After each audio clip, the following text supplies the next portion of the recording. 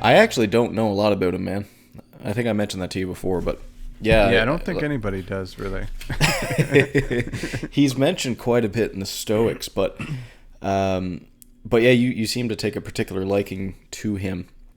So I'm excited to kind of learn a little bit on what you have to say. So welcome, my friend. I'm going to take a line out of Simon Drew's book and say a few nice words about you before we start here. So, love your podcast, man. I got a lot of respect and love for what you do as a philosopher, but also as a person. You know, I mean, we've become pretty good friends since we've met over the past year, 2 years, I suppose. We've done a lot of collaborations together, and I always learn something from our discussions, everyone we have, personal and on the podcast. So it's always a privilege to talk to you. And I'm excited to have you back here to announce and hopefully get some more audience members for your upcoming talk on the walled garden. So you're doing basically what we're all doing at the moment, which is talking about someone that we have a lot of admiration for, and a historical figure in particular. And you chose Heraclitus. So just to get the ball rolling, why did he come to mind as someone that you wanted to talk about? Well, it's a good question, but just to take a moment and say thank you for the kind words. Those are too kind, and the feeling is mutual. I'm always grateful to connect with you and enjoy our chats for sure. It didn't take me too much time to land on Heraclitus as someone to talk to. I'm a huge fan of this quote, you know, no one ever steps in the same river twice, or it's not the same river, they're not the same person. Well-known quote, but not much is known about Heraclitus. He's pre-Socratic, so you're talking a really long time ago. In terms of writings, we have what's often referred to as fragments, which are almost just like these short quotes and things like that. But I'm a big fan of impermanence.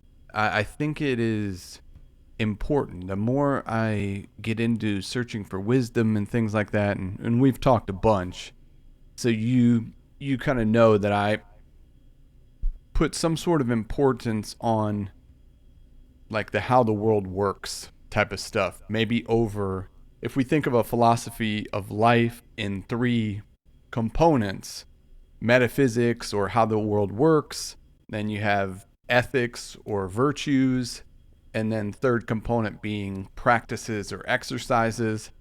I tend to think that we spend a bit of time on virtues and on the exercises and practices, but it seems like to me there's a tendency to maybe, you know, jump over some of these timeless perspectives like impermanence that come up in, I want to almost say, every wisdom tradition. Sometimes impermanence in Buddhism is called like Buddhism 101. It's really just a foundational thing.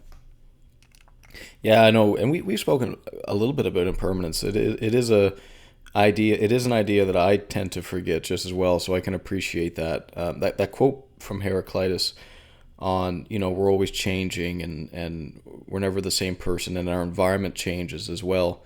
Yeah, I think that's what makes life particularly hard. It's that very fact. We always feel like we're going to figure it out someday, and then things are going to be all uphill from there. But you can't, because even if you were stagnant and you could figure it out right now, your environment's going to change. So you have a changing environment and you have a changing self. What does anything come to your mind? You mentioned he's pre-Socratic, and Socrates tends to be, like, for many people, this quote start of philosophy, which I think is an oversimplification by far. But there's definitely, from some philosophers, this idea that anything before Socrates wasn't. It's not that there was no wisdom there, but they don't seem to be as important. I don't know. What do you think about, like, because obviously Heraclitus has given so much wisdom before Socrates, but I don't know. What do you ever think about that? I don't know. I wouldn't say too much. I think anything we talk about, there's someone that started talking about it first. So Yes. and I'm sure probably Heraclitus wasn't necessarily the first, but when you get back there and we're talking about change and impermanence and things like that, I appreciate going to at least the first source that we know of, and maybe Buddha around that same time. Um, but again, I like that, and it seems like, and it's always hard to say how much of a particular individual's writing existed in the time of, say, Marcus Aurelius. It's all throughout. There's lots of these references to Heraclitus. And maybe there was more writing that they had access to than we have today as well, which is interesting. Mm-hmm. Yeah, I definitely understand that too, man. Like, yeah, there's always someone that said it before. I just wonder how much wisdom has been, back when we even were hunter gatherers, like how much wisdom has been lost over the ages, and obviously not completely lost, but it's interesting to consider how some of these philosophers have been influenced by historical figures that we know nothing about. Uh, so Heraclitus comes up in Stoic writings frequently. And I'm just kind of curious, just because you know a lot more about him than I do, what would you say his alignment with Stoicism is, or his influence on the Stoics? Um, well, there's one particular passage that I really like from Meditations, for example. I've included it in a few different articles, but I find it to be a really good example of what contemplation is. Marcus Aurelius writes, is change something to fear? But can anything happen without change? And it just goes on and on of like 9 or 10 questions in a row, all about change. And if you and I or anybody listening sit around and talk about it, it kind of seems obvious. I think there's maybe a tendency to think that we already get it.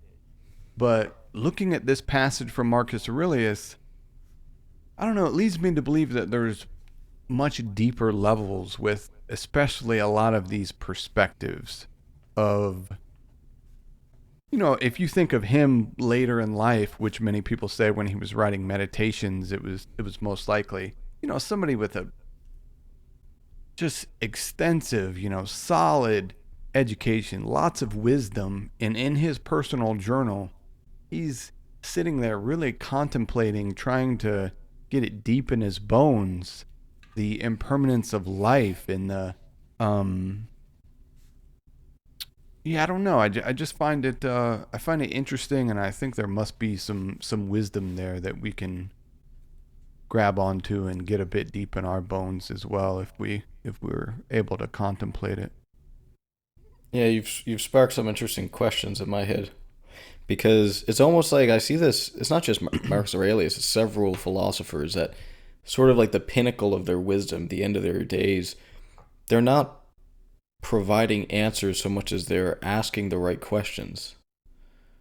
Right? It kind of gets down to that impermanence thing, that change thing. So that I'll have to think more on that. But yeah, like it's almost like, you mentioned to me before in a previous discussion that wisdom is knowing and not knowing. And then it seems like the thing that we have more trouble with is the not knowing part. That how can not knowing be wisdom? And I think that's the same thing as finding those questions that you can always kind of go to in full knowledge that you're probably never going to know all of the answers. Yeah, I mean, if we think about our tendency to just simply want to predict the future, some people have called, like modern psychologists and neuroscientists and stuff, talk about our brains as like prediction machines. It's really difficult to turn off. We're constantly predicting what's going to happen and things like that. But really everything is changing.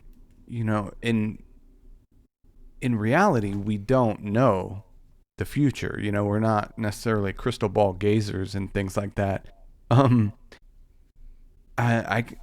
trying to think, it might have been David Hume who took like an extreme thing of this, of, we don't know that the sun is going to come up tomorrow. Mm-hmm. In truth, yeah, we don't know because we're not. I mean, we can go off the past and maybe be pretty confident, or very confident that it is. But a lot of things in life, we think that we know. We think we know what's going to happen. But if we put a little bit of wisdom in there, we can maybe operate in wonder and curiosity, something that, Socrates and people like Einstein have all just harped on. Now, what would you say? So we spoke here about 10 minutes on impermanence and this idea of constant change, but on a personal level, like what does it do for you? What benefit do you get on a personal level, or even do you think most people would get by contemplating such a concept? Great question. I absolutely love that question. I think I am most interested in personal change, not just for me, but for everyone. How do we change? And I think it comes to this, like, the Buddha said a moment can change a day can change a life. It's so easy for us to see ourselves as these fixed beings, to see ourselves as the past having so much more than it actually does to do with our next action. Whether that was, a virtuous action in the past, something that we're not necessarily proud of, it doesn't have anything to do with the particular path, the particular action that we take right now. We're just living in these reoccurring moments, and each and every moment is an opportunity to step towards the life that we want to live. And I think that's an inspiring idea for me, and I think it's inspiring for the listeners, and something we have to remind ourselves of is that, we have freedom, we have agency to take the steps down the path towards that life that we want to live. We might not, ever reach wisdom or enlightenment or that particular life that we have envisioned, but we can take steps towards that direction. Mm-hmm. I love that, man. That was very, very beautiful and well said. We do seem to attach our actions to our identity, and it's a complicated question, right? Because like is that who you are? And I don't think that you're the worst thing you've ever done. I don't think you're the best thing you've ever done. But I don't know. It seems to be like I've thought about it recently as we're all this map of potential, right? Like we all have so much potential, and I mean positive and negative. Like if you can imagine what you can do with your day, you can do nothing. You can do something very terrible. You can do something very, very virtuous. And just because you have the potential to do something good or bad doesn't mean that's what you are. And then you have things that you act on. And just because maybe you've made a mistake in the past or you've fell into vice at a particular moment, even then it doesn't really mean that's who you are. So it's like this, it really gets down to the question, like what are you? What are you? And it seems to be, and you and I have come to this through our discussions, that it's something like the spirit that wants to be happy, that wants to flourish. I don't know, what does that ring for you? It does, and it's many people have written about, we're not our thoughts, we're not our body, we're definitely not our duty titles, our positions, our careers. These are things that are impermanent. They simply don't last. Success, failure, these are impermanent things. The past is, it's outside of our control. We have these just reoccurring, as I said before, moments and opportunities to start new again.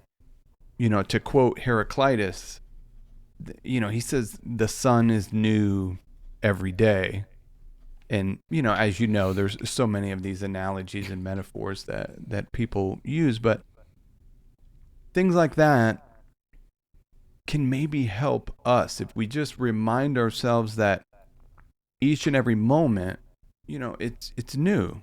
It's simply an opportunity. Yeah, I love that, man. I love that. I want to allow me to ask you maybe a little bit of a personal question, Yeah, bring it. if I could be so bold, because I've thought about you have young children, and I've thought about this idea of having children, and I definitely want that in the future from a personal level. But if I sit and I think about it, I can already feel like a reluctance to let them grow up. Mm. I can almost feel a reluctance, or like dreading the day where they go off on their own, dreading the day when they grow up, when they're not my little children anymore, but they're adults, they're functioning. And I'm kind of curious, because we've been talking about impermanence as sort of like a way to, you're changing, so maybe you can be something better if you find yourself in a rough spot. But I think where a lot of parents, and I don't know because I'm not a parent, but I think a lot of parents struggle with this idea of, like, damn, I have a family right now. This is beautiful. These children, I have this responsibility, this meaning in my life. But the end goal is to let them go off and be their own people. And I don't know, do you think about that at all? Or does it give you appreciation for having them now? Maybe when they're being a little cranky and you almost want to snap at them, but you realize, well, maybe this is a blessing and not so much a curse at the moment. I don't know. How do you picture this in with children? I don't necessarily think about that too much. My kids are a little on the younger side, so maybe if they were, closer to heading off to college or something like that, I might think about it more. But I don't really. And I tend to view these things of just the flow of life. I mean, we're just it's a beautiful thing that we're flowing and getting older. But I will tell you one thing, just to share from a parenting thing, to step out of the philosophy and impermanence things and just maybe connect it with modern research type of stuff. There's a book, Mindset, which is probably 10 or 15 years old now, but it's a really, really popular book in education and parenting. And it talks about these two mindsets, one being a growth mindset and one being a fixed mindset. And Carol Dweck is a psychologist at Stanford. I'm not sure if she's since retired and things like that. But she talks about this difference. And the growth mindset is very much connected to impermanence. It's about believing that you can learn, grow, improve, get stronger, etc., and all these things. And obviously the fixed mindset is the opposite of that. But we can cultivate that based on language of how we talk about these things. And I think this applies with impermanence, of how we talk about ourselves and the language that we use. And she cites this research about how, identifying kids as smart, they particularly, I won't go into it, but it's worth, if the listeners are interested, to explore it further. But identifying a young kid as smart, in this fixed sense, after doing well on something, as compared to, wow, you must have worked really hard on that. And you could connect that, you could call that type of feedback like process feedback. If we think about that and something you're passionate about of lifting, it's about the effort. It's about that work. Is that what leads to anything? That's a language around this growth mindset. That's language around impermanence, that we're constantly changing. Nothing stays the same. And a lot of that is based on our process, like the effort and things like that. So I do think about that from a parenting thing, of the language that you use. So you're not necessarily, using this fixed language that might lead to a young person to maybe adopt more of a fixed mindset towards things. Yeah, I love that, man. That's very, very wise stuff. And it's almost like when you're parenting I can imagine, and you have to talk to yourself this way as well, is like, what do you want to cultivate in a person? And because I've been on the receiving end of that as a child, like you're so smart and you're this and you're that, but I didn't really. There's so much about us that we don't choose, right? Like, it's like saying I'm proud that you are tall.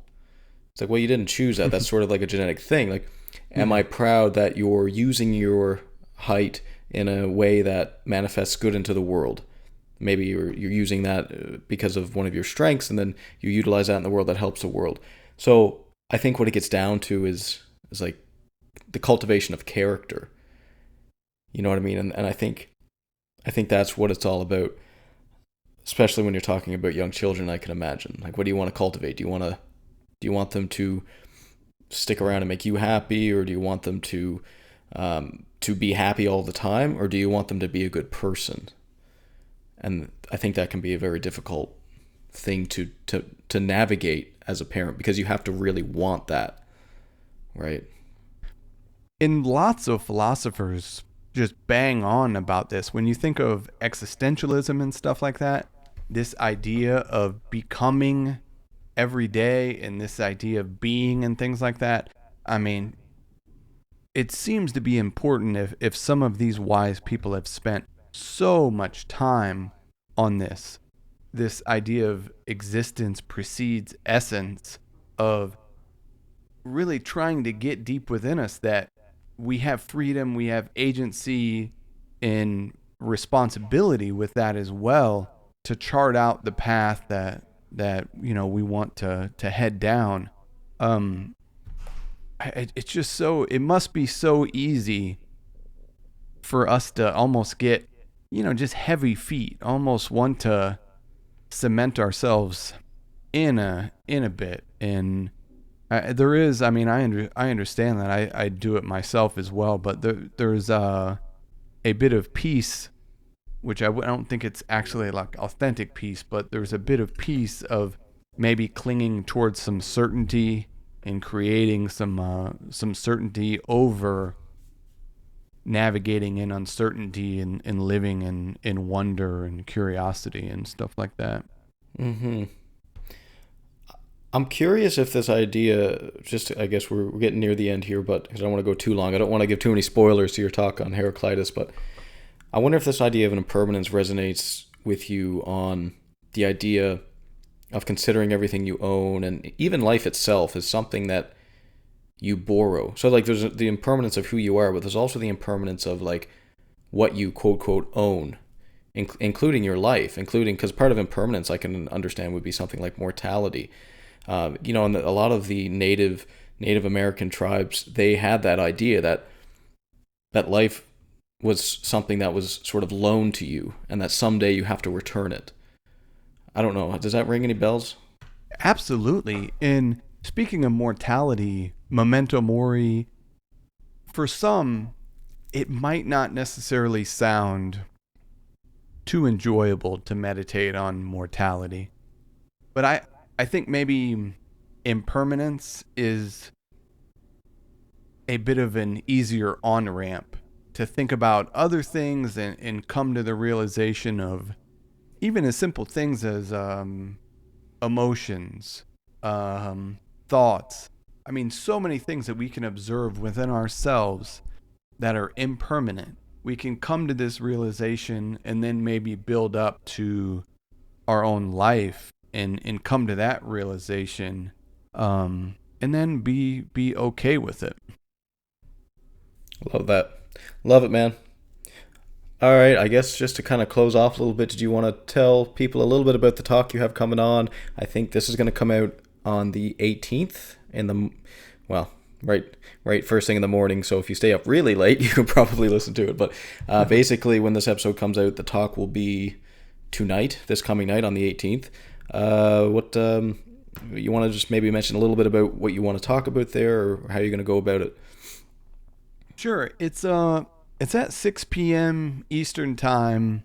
It's obviously free to check out. I'm looking forward to it. It's going to be probably about a 40-minute talk or so, with maybe a little bit of time to throw any sort of questions or thoughts that anybody might have. But I'm looking forward to it, and it's I think it's an important topic, and it's something that if you're familiar with impermanence or you're not familiar with impermanence, I think it's something you can get something out of. And yeah, that's about all that's on my mind for now. Perfect. All right, buddy. Thanks again for chatting with me here, and I'm looking forward to it, man. I'm hoping to learn quite a bit about Heraclitus and a bit more of this idea of impermanence, which is always something that I'm trying to understand more deeply, because it is a difficult topic, I find. So thanks for coming on, and I'm looking forward to your talk. All the links will be in the description for those listening. Cool. Thanks so much, Brandon. Greatly appreciate it. All right, brother. Until next time.